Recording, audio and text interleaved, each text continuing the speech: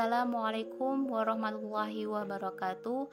Perkenalkan, nama saya Sulasmini, NPM 1804041159, jurusan Ekonomi Syariah kelas A, mata kuliah Fiskal dan Moneter, dosen pengampu Ibu Selvian Nuryasari, MEI. Di sini saya akan menjelaskan materi fiskal dan moneter tentang uang elektronik dan digital perspektif Islam. Pembahasan yang akan saya bahas, yang pertama definisi uang elektronik, yang kedua karakteristik uang elektronik, yang ketiga manfaat uang elektronik, yang keempat macam-macam uang elektronik, yang kelima mekanisme transaksi uang elektronik, yang keenam jenis-jenis transaksi uang elektronik, yang ketujuh uang elektronik dalam perspektif Islam.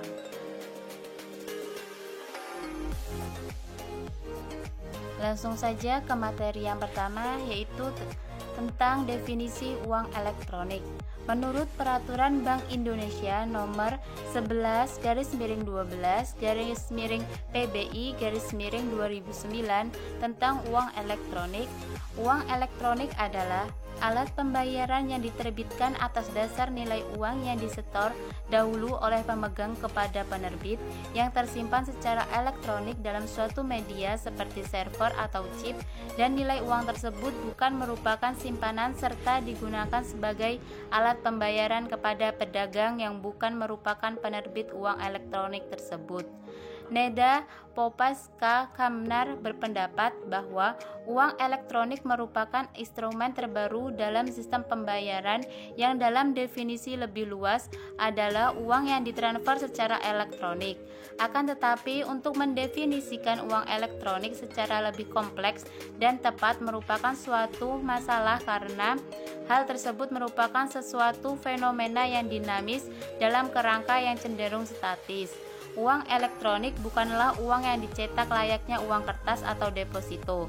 Pembayaran hanya dapat dilakukan terbatas hanya pada nominal uang yang terdapat pada media elektronik tersebut, yang sebelumnya telah disetorkan kepada pihak penerbit jasa terlebih dahulu, yang kemudian di top up atau isi ulang apabila saldo pada media elektronik tersebut telah habis. Perbedaan uang elektronik dengan metode pembayaran lainnya seperti single purpose payment adalah perusahaan yang memberikan jasa uang elektronik dengan orang yang menerima pembayarannya berbeda, seperti Tcash, yang merupakan uang elektronik berbasis server dan berjenis register karena menggunakan user ID dan sandi pengguna yang bisa digunakan sebagai alat pembayaran di merchant yang bekerja sama dengan pihak penyedia jasa. Berbeda dengan kartu kredit yang dikeluarkan suatu bank, tetapi pembayaran harus melewati bank tersebut pula. E-money atau yang biasa disebut dengan store value produk juga bukanlah jenis uang baru, tetapi hanya merupakan suatu produk yang menyediakan jasa akses pembayaran di mana pengguna menggunakan instruksi yang telah ditentukan oleh perusahaan penyedia produk baru dengan cara di-tap, geser, atau memasukkan akun login dan kata sandi untuk mentransfer dana dari akun pemilik produk kepada merchant. Uang elektronik juga dapat mengurangi kebutuhan akan uang tunai kertas, cek, kartu kredit atau debit sebagai alat pembayaran, sekaligus dapat menjadi aset kepemilikan seperti deposito atau obligasi, jumlah uang beredar, bahkan menjadi instrumen pada praktik kebijakan moneter. Keberadaan e-money diharapkan dapat menjadi solusi pembayaran yang inovatif dan cepat di tempat-tempat yang memang membutuhkan efisiensi durasi waktu pembayaran guna meningkatkan pelayanan seperti pembayaran tol, minimarket, food court, dan lain sebagainya. Dengan demikian, uang elektronik adalah alat pembayaran elektronik yang diperoleh dengan menyetorkan terlebih dahulu sejumlah uang kepada penerbit, baik secara langsung maupun melalui agen-agen penerbit atau dengan pendebitan rekening di bank, dan nilai uang tersebut dimasukkan menjadi nilai uang dalam media uang elektronik yang dinyatakan dalam satuan rupiah yang digunakan untuk melakukan transaksi pembayaran. Uang elektronik atau digital yang sering digunakan pada aplikasi-aplikasi berbasis komputer maupun smartphone seperti Telekom Cash, Paytrend, Indosat Dompetku, dan beberapa alat pembayaran digital lainnya. Jenis virtual currency ini bersifat tersentralisasi, diatur dan dikelola oleh suatu lembaga maupun perusahaan. Materi yang kedua, karakteristik uang elektronik. Uang elektronik didefinisikan sebagai alat pembayaran yang memenuhi unsur-unsur sebagai berikut. Yang pertama, diterbitkan atas dasar nilai uang yang disetor terlebih dahulu oleh pemegang kepada penerbit. Yang kedua, nilai uang disimpan secara elektronik dalam suatu media seperti server atau chip. Yang ketiga, digunakan sebagai alat pembayaran kepada pedagang yang bukan merupakan penerbit uang elektronik tersebut. Dan yang keempat, nilai uang elektronik yang disetor oleh pemegang dan dikelola oleh penerbit bukan merupakan simpanan sebagaimana dimaksud dalam undang-undang yang mengatur mengenai perbankan. Selanjutnya, materi yang ketiga yaitu tentang manfaat uang elektronik. Penggunaan uang elektronik sebagai alat pembayaran dapat memberikan manfaat sebagai berikut. Yang pertama, memberikan kemudahan dan kecepatan dalam melakukan transaksi-transaksi pembayaran tanpa perlu membawa uang tunai. Yang kedua, tidak lagi menerima uang kembalian dalam bentuk barang akibat pedagang tidak mempunyai uang kembalian bernilai kecil. Yang ketiga, sangat applicable untuk transaksi massal yang nilainya kecil namun frekuensinya tinggi seperti transportasi, parkir, tol, fast food, dan lain-lain. Yang keempat, risiko keamanan terkait uang seperti kehilangan, kecurian, penipuan, dan persoalan-persoalan lainnya akan berkurang selama media non-tunai yang digunakan. Yang kelima, sistem pembayaran non-tunai lebih efisien, memungkinkan masyarakat dan perusahaan-perusahaan untuk menekan biaya operasionalnya seperti biaya transportasi untuk menyetorkan uang ke bank beserta biaya pengawalannya. Selanjutnya, materi tentang macam-macam uang elektronik. Berdasarkan media penyimpanannya, saat ini uang elektronik dibedakan atas dua jenis, yaitu pertama, uang elektronik yang nilai uang elektroniknya selain dicatat pada media elektronik yang dikelola oleh penerbit juga dicatat pada media elektronik yang dikelola oleh pemegang. Media elektronik yang dikelola oleh pemegang dapat berupa chip yang tersimpan pada kartu, stiker, atau hard disk yang terdapat pada personal komputer milik pemegang. Yang kedua, uang elektronik yang nilai uang elektroniknya hanya dicatat pada media elektronik yang dikelola oleh penerbit. Dalam hal ini, pemegang diberi hak akses oleh penerbit terhadap penggunaan nilai uang elektronik tersebut. Selanjutnya, berdasarkan masa berlaku medianya, uang elektronik dibedakan ke dalam dua bentuk. Pertama, reloadable. Uang elektronik dengan bentuk reloadable adalah uang elektronik yang dapat dilakukan pengisian ulang. Dengan kata lain, apabila masa berlakunya sudah habis dan atau nilai uang elektroniknya sudah habis terpakai, maka media uang elektronik tersebut dapat digunakan kembali untuk dilakukan pengisian ulang. Kedua, disposable. Uang elektronik dengan bentuk disposable adalah uang elektronik yang tidak dapat diisi ulang. Apabila masa berlakunya sudah habis dan atau nilai uang elektronik yang sudah habis terpakai, maka media uang elektronik tersebut tidak dapat digunakan kembali untuk dilakukan pengisian ulang. Selanjutnya, berdasarkan jangkauan penggunaannya, uang elektronik dibedakan menjadi yang pertama, single purpose. Single purpose adalah uang elektronik yang digunakan untuk melakukan pembayaran atas kewajiban yang timbul dari satu jenis transaksi ekonomi. Misalnya, uang elektronik yang hanya dapat dilakukan untuk pembayaran tol atau uang elektronik yang hanya dapat digunakan untuk pembayaran transportasi umum. Kedua, multipurpose. Multipurpose adalah uang elektronik yang digunakan untuk melakukan berbagai pembayaran atas kewajiban pemegang kartu terhadap berbagai hal yang dilakukannya. Contohnya yaitu suatu uang elektronik yang dapat digunakan dalam beberapa jenis transaksi seperti penggunaan uang elektronik untuk pembayaran tol dapat juga digunakan untuk membayar telepon, jasa transportasi, pembayaran pada minimarket, dan lain-lain, cukup menggunakan satu kartu.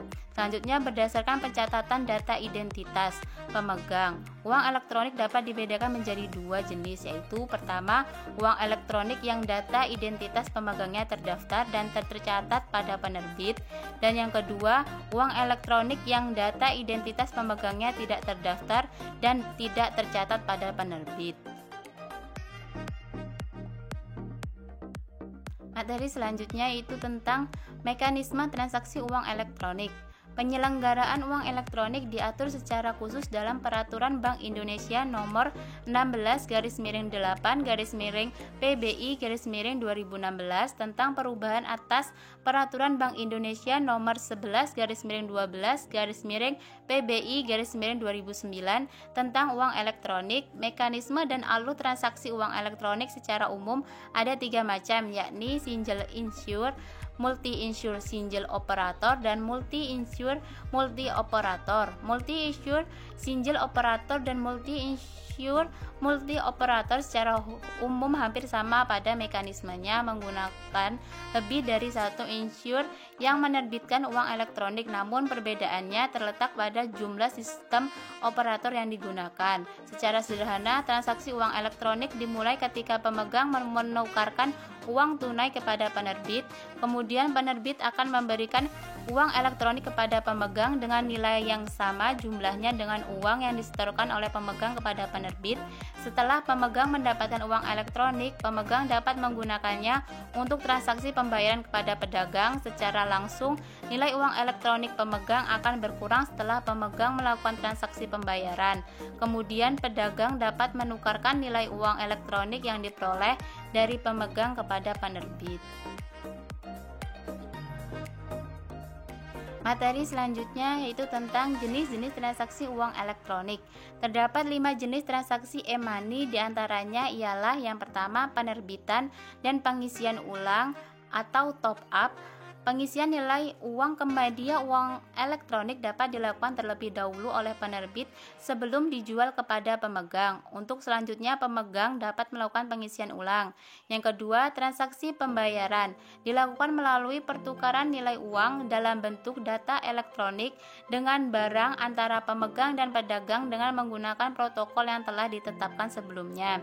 Yang ketiga, transfer, fasilitas pengiriman nilai uang elektronik antar pemegang uang elektronik melalui terminal-terminal yang telah dilengkapi dengan peralatan khusus oleh penerbit. Yang keempat, tarik tunai, fasilitas penarikan tunai atas nilai uang elektronik.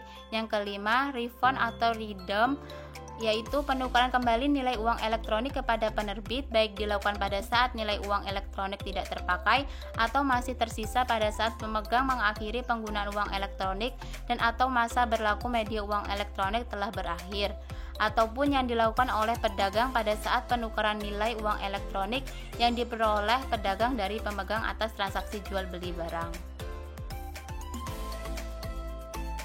Materi selanjutnya yaitu tentang uang elektronik dalam perspektif Islam. Uang elektronik pada dasarnya sama seperti uang biasa karena memiliki fungsi sebagai alat pembayaran atas transaksi jual beli barang. Dalam perspektif syariah hukum, uang elektronik adalah halal. Kehalalan ini berlandaskan kaidah yang pertama, setiap transaksi dalam muamalah pada dasarnya diperbolehkan kecuali jika ada dalil yang mengharamkannya, maka saat itu hukumnya berubah menjadi haram. Oleh karena itu, uang elektronik harus memenuhi kriteria dan ketentuan sesuai dengan prinsip-prinsip syariah. Yang kedua, adanya tuntutan kebutuhan manusia akan uang elektronik dan pertimbangan banyaknya kemaslahatan yang ada di dalamnya. DSN MUI memutuskan menetapkan fatwa tentang uang elektronik syariah dengan beberapa ketentuan umum sebagai berikut. Yang pertama, uang elektronik adalah alat pembayaran yang memenuhi unsur-unsur berikut. Yang pertama, diterbitkan atas dasar jumlah nominal uang yang disetor terlebih dahulu kepada penerbit. Yang kedua, jumlah nominal uang disimpan secara elektronik dalam suatu media yang terregistrasi. Yang ketiga, jumlah nominal uang elektronik yang dikelola oleh penerbit bukan merupakan simpanan sebagaimana dimaksud dalam undang-undang yang mengatur mengenai perbankan. Dan yang keempat, digunakan sebagai alat pembayaran kepada pedagang yang bukan merupakan penerbit uang elektronik tersebut. Selanjutnya yang kedua, uang elektronik syariah adalah uang elektronik yang sesuai dengan prinsip-prinsip syariah. Yang ketiga, jumlah nominal uang elektronik adalah jumlah nominal uang yang disimpan secara elektronik yang dapat dipindahkan karena keperluan transaksi pembayaran dan atau transfer dana. Yang keempat, penerbit adalah bank atau lembaga selain bank yang menerbitkan uang elektronik. Yang kelima, pemegang uang elektronik adalah pihak yang menggunakan uang elektronik. Selanjutnya, Fatwa Dewan Syariah Nasional Majelis Ulama Indonesia nomor 116 DSN MUI 9/2017 tentang uang elektronik syariah dalam ketentuan terkait akad dan personalia hukum. Yang pertama, akad antara penerbit dengan pemegang uang elektronik adalah akad wadiah atau akad qard. Yang pertama, ketentuan dalam akad wadiah. Yang pertama, jumlah nominal uang elektronik bersifat titipan yang dapat diambil atau digunakan oleh pemegang kapan saja. Yang kedua, jumlah nominal uang elektronik yang dititipkan tidak boleh digunakan oleh penerima titipan kecuali atas izin pemegang kartu. Yang ketiga, dalam hal jumlah nominal uang elektronik yang dititipkan digunakan oleh penerbit atas izin pemegang kartu, maka akad titipan yaitu wadiah berubah menjadi akad pinjaman atau qard, dan tanggung jawab penerima titipan sama dengan tanggung jawab dalam akad qard. Yang keempat, otoritas terkait wajib membatasi penerbit dalam penggunaan dana titipan dari pemegang kartu. Yang kelima, penggunaan dana oleh penerbit tidak boleh bertentangan dengan prinsip-prinsip syariah dan peraturan perundang-undangan. Yang selanjutnya, ketentuan dalam akad qard. Yang pertama, jumlah nominal uang elektronik bersifat hutang yang dapat diambil dan digunakan oleh pemegang kapan saja. Yang kedua, penerbit dapat menggunakan atau menginvestasikan uang hutang dari pemegang uang elektronik. Yang ketiga, penerbit wajib mengembalikan jumlah pokok piutang pemegang uang elektronik kapan saja sesuai kesepakatan. Yang keempat, otoritas terkait wajib membatasi penerbit dalam penggunaan dana pinjaman atau utang dari pemegang kartu. Yang kelima, penggunaan dana oleh penerbit tidak boleh bertentangan dengan prinsip syariah dan peraturan perundang-undangan. Selanjutnya, di antara akad yang dapat digunakan penerbit dengan para pihak dalam penyelenggaraan uang elektronik yaitu prinsipal akuirer, pedagang merchant, penyelenggara clearing, dan penyelenggara penyelesaian akhir adalah akad ijaroh, akad ju'alah, dan akad wakalah bi'al ujroh. Yang ketiga, di antara akad yang dapat digunakan antara penerbit dengan agen layanan keuangan digital adalah akad ijaroh, akad ju'alah, dan akad wakalah bi'al ujroh. DSN MUI pun menambahkan aturan mengenai uang elektronik yaitu jumlah nominal uang elektronik yang ada pada penerbit harus ditempatkan di bank syariah, serta dalam hal kartu yang digunakan sebagai media uang elektronik hilang, maka jumlah nominal uang yang ada di penerbit tidak boleh hilang. Penggunaan uang elektronik memiliki dimensi insani yang dominan sehingga tidak bertentangan dengan dimensi ilahi dari tujuan syariah. Sekian materi yang bisa saya sampaikan. Saya akhiri. Wassalamualaikum warahmatullahi wabarakatuh.